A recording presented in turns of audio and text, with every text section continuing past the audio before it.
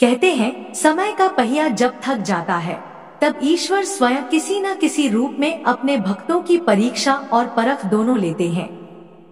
और जब भक्त पूरी तरह टूट चुका होता है तब वहीं से शुरू होती है माता लक्ष्मी और धनेश्वर कुबेर की दृष्टि की कथा, जो जीवन बदल देने वाली, कर्ज नष्ट कर देने वाली, रोग मिटा देने वाली और सूखी हथेली में भी स्वर्ण वर्षा कर देने वाली कही गई है। मेरे प्यारे भक्तों, मेरी दिल से गुजारिश है हमारे इस चमत्कारी चैनल को सब्सक्राइब कर देना और वीडियो को लाइक कर देना। एक प्यारा सा दिल से कमेंट में लिख देना है, जय मां लक्ष्मी धनदेव कुबेर जी किसी न किसी रूप में अपने भक्तों की परीक्षा और परख दोनों लेते हैं।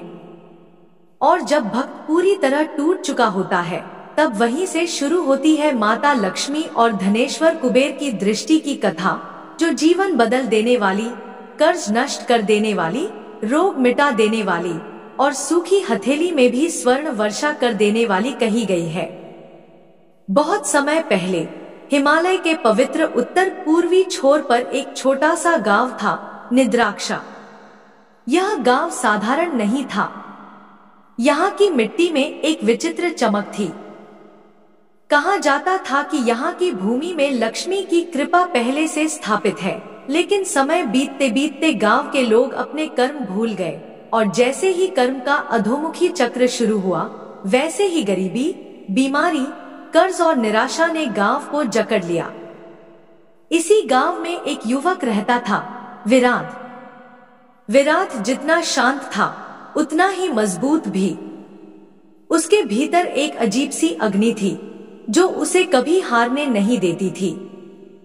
लेकिन परिस्थितियां ऐसी थी कि चाहे वह कितना भी प्रयास करे, उसके जीवन में दिन प्रतिदिन कर्ज बढ़ता ही जा रहा था। पिता बीमार थे, माँ की आंखों की रोशनी धीरे धीरे कम होती जा रही थी और छोटे भाई बहनों की जिम्मेदारियां उसके कंधों पर दिन प्रतिदिन बढ़ती जा रही थी। एक दिन विराट ने थककर आकाश की ओर देखा और कहा, हे माँ लक्ष्मी, हे कुबेर देव, अगर आपकी कृपा मात्र एक क्षण के लिए भी मेरी झोली में उतर आए तो मेरे घर के दुख, मेरे परिवार का कष्ट सब समाप्त हो सकता है। क्या मेरे जैसे साधारण मनुष्य पर भी आपकी दृष्टि हो सकती है? विराट का यह प्रश्न केवल शब्द नहीं थे, यह आर्तनाद था। यह वह पुकार थी जिसे सुनते ही देवत्व भी विचलित हो जाए। उसी रात जब पूरा गांव सो रहा था, विराट को एक स्वप्न आया। उसने देखा कि आकाश में एक दिव्य प्रकाश फूट रहा है। प्रकाश के केंद्र में सोने की चमक और उस चमक के भीतर खड़ी थी महालक्ष्मी और उनके दाहिने ओर खड़े थे धनाधिपति कुबेर। मां लक्ष्मी की मुस्कान इतनी कोमल, इतनी मधुर, इतनी शांत थी कि विराट का अशांत मन तुरंत शांत हो गया। कुबेर देव का तेज ऐसा था कि मानो 1000 सूर्यों का प्रकाश एक साथ झिलमिला गया हो। मां लक्ष्मी ने कहा, विराट बेटा, तुम्हारी पुकार हम तक पहुंची है, लेकिन कृपा उसी पर उतरती है जिसका हृदय स्वच्छ हो, जो दूसरों के लिए भी उतना ही सोचता हो जितना अपने लिए। तुम्हारे मन में अभी भी दुख अधिक है, विश्वास कम है, परंतु आज से तुम्हारे जीवन का नया आरंभ होगा, क्योंकि तुमने हमें हृदय से पुकारा है। विराट ने हाथ जोड़कर कहा, हे माता, मैं केवल अपने दुखों के लिए नहीं रोता, मैं तो इस पूरे गांव की गरीबी, बीमारी और कर्ज के कारण रोता हूं। यदि आपकी कृपा हो जाए तो मैं हर घर तक आपकी रोशनी पहुंचा सकता हूं। कुबेर देव मुस्कुराए।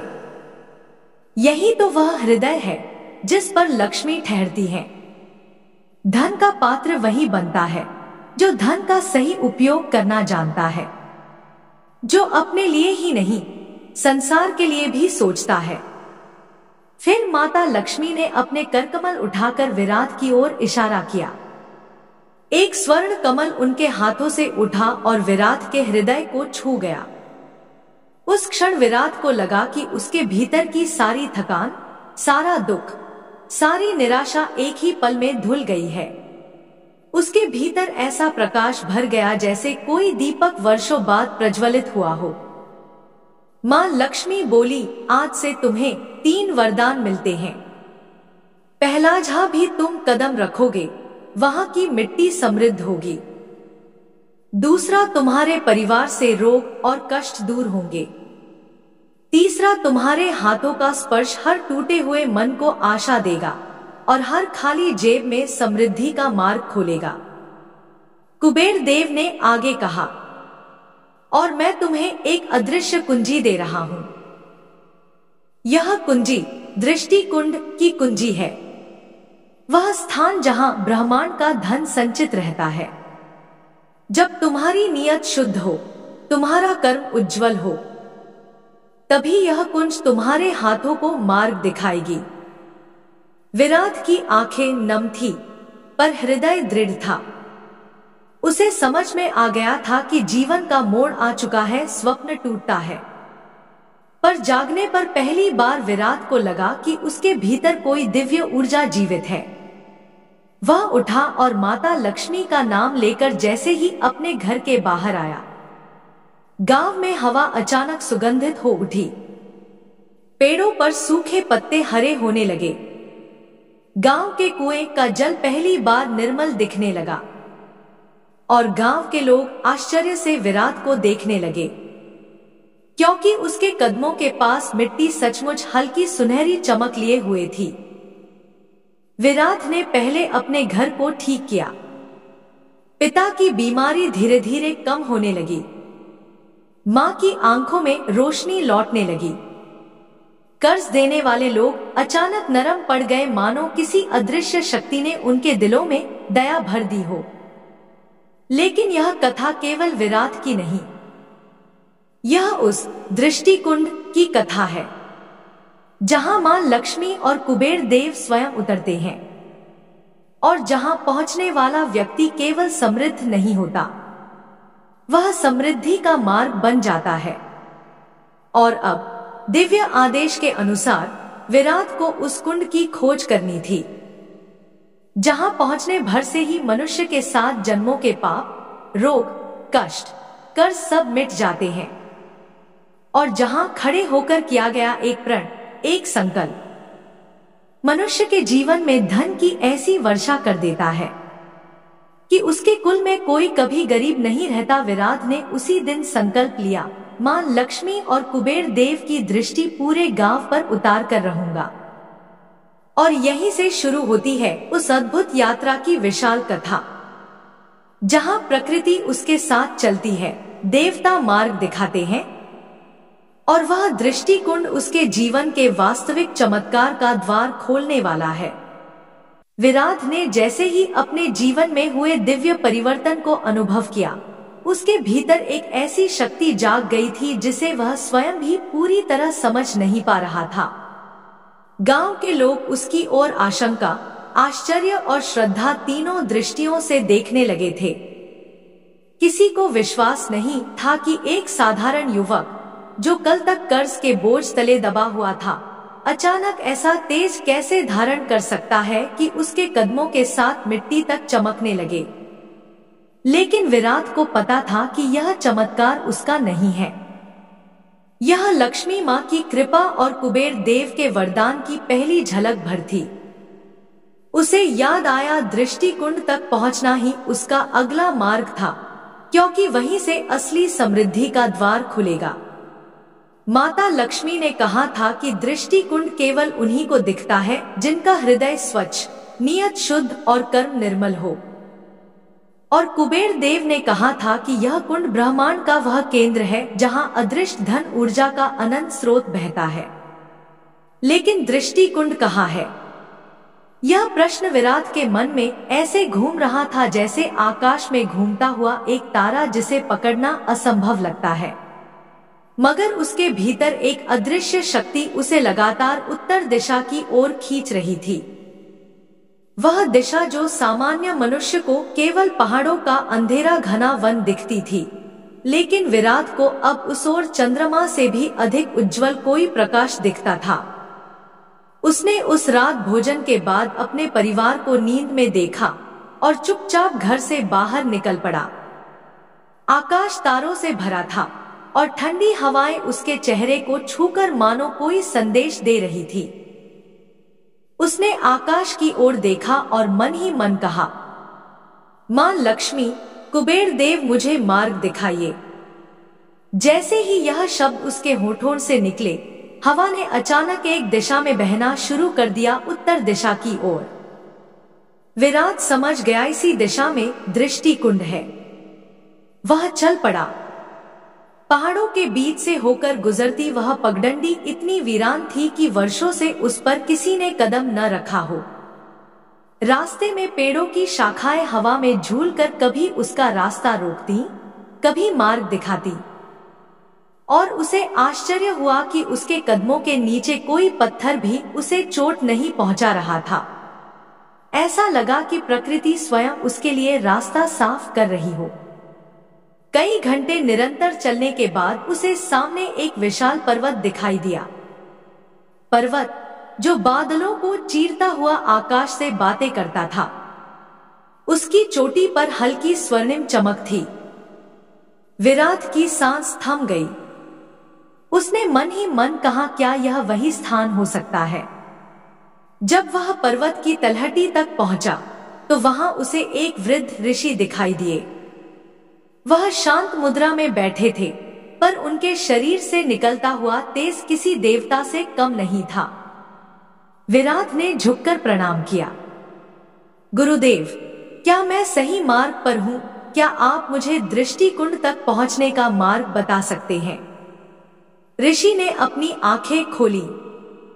उनकी दृष्टि से ऐसा प्रकाश निकला कि विराट का पूरा शरीर कंपा उठा। उन्होंने कहा, विराट, मुझे पता था कि तुम आओगे। तुम्हें वह कुंजी मिली है जो केवल कुछ 100 वर्षों में किसी एक मनुष्य को ही मिलती है। लेकिन दृष्टि कुंड तक पहुंचना आसान नहीं है।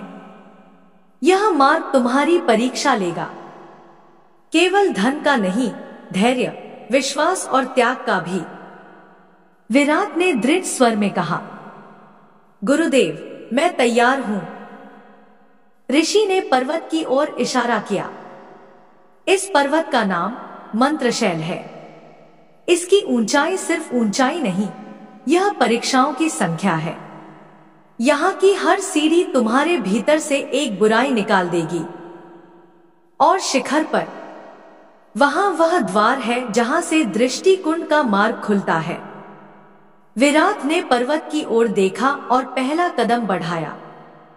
जैसे ही उसका पैर पत्थर पर पड़ा, अचानक एक गरज सुनाई दी। पर्वत जीवित हो उठा। मिट्टी कांपी, पेड़ हिले और पत्थरों से ऊर्जा निकलने लगी। लग रहा था कि पर्वत पूछ रहा हो, तुम कौन हो और मेरे भीतर प्रवेश करने का अधिकार किसने तुम्हें दिया? विराट ने मन ही मन लक्ष्मी मां का नाम लिया। एक सुनहरी रोशनी उसके कदमों के नीचे उतर आई और पर्वत शांत हो गया। यात्रा शुरू हुई। पहली सीढ़ी पर कदम रखते ही उसे अपने भीतर एक पुरानी पीड़ा स्मरण हुई।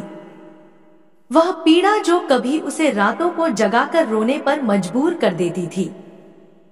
लेकिन जैसे ही वह दूसरी सीढ़ी पर पहुंचा, वह पीड़ा टूटकर हवा में विलीन हो गई।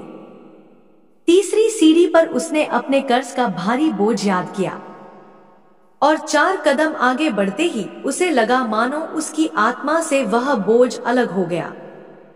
ऐसा प्रतीत हुआ कि हर कदम उसे भीतर से हल्का कर रहा था। 40वीं सीढ़ी पर उसे लगा कि उसके पैरों में थकान बढ़ रही है। लेकिन तभी पर्वत के ऊपर से एक स्वर्णिम हवा आई और उसने विराट की थकान मिटा दी।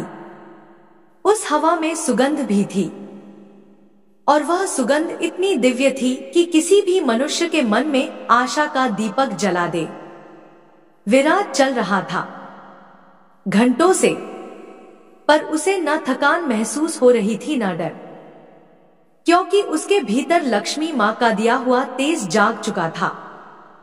सैकड़ों सीढ़ियां पार करने के बाद वह पर्वत के मध्य बिंदु पर पहुंचा। वहां एक द्वार था, पत्थर का, पर उस पर खुदे हुए चिन्ह स्वर्णिम थे। द्वार के ऊपर लिखा था, सत्कर्मद्वार केवल वे ही पार करें जिनके हृदय का दीपक बुझा न हो। विराट ने आगे कदम बढ़ाया। जैसे ही उसने द्वार को छुआ, उसके भीतर की सारी थकान, सारे भय और पूर्व जन्मों के पाप कुछ क्षणों के लिए उसकी स्मृति में उभर आए। परंतु उसने अपने हृदय को स्थिर रखा और बोला, मैं उन सब को त्यागता हूं। मैं अपने और सबके कल्याण के लिए आगे बढ़ना चाहता हूं। द्वार स्वयं खुल गया।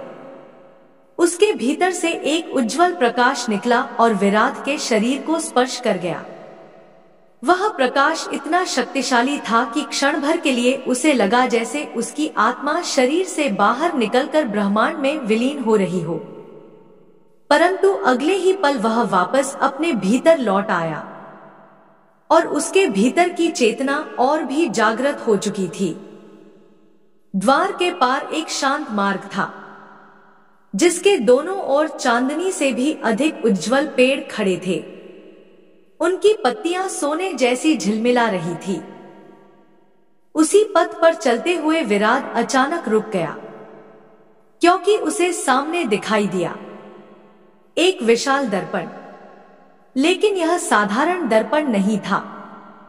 यह दर्पण किसी भी मनुष्य को उसका वास्तविक स्वरूप दिखाता था, कि वह वास्तव में कौन है, उसके भीतर क्या है और वह किस योग्य है। विराट ने उसमें देखा, उसने स्वयं को देखा, पर वह वही नहीं था जो गांव का साधारण युवक था। दर्पण में एक तेजस्वी पुरुष खड़ा था, जिसकी आंखों में भरोसा, कर्म और प्रकाश था। दर्पण ने कहा, तुम योग्य हो, आगे बढ़ो। विराट ने कदम बढ़ाया और तभी उसने दूर से एक ध्वनि सुनी, मानो कोई पवित्र जलधारा बह रही हो। उसका हृदय धड़क उठा। क्या यह दृष्टिकुंड हो सकता है? वह तेज कदमों से आगे बढ़ा और पहाड़ की अगली परत के पीछे उसे दिखाई दिया स्वर्णिम प्रकाश का महासागर, एक दिव्य तालाब, जिसकी एक एक लहर से इतना धन ऊर्जा निकल रही थी कि प्रकृति स्वयं उसे प्रणाम कर रही थी। दृष्टिकुंड, समृद्धि का केंद्र, ब्रह्मांड का द्वार। और इस प्रकार विराट की दिव्य यात्रा का वास्तविक अध्याय आरंभ होने वाला।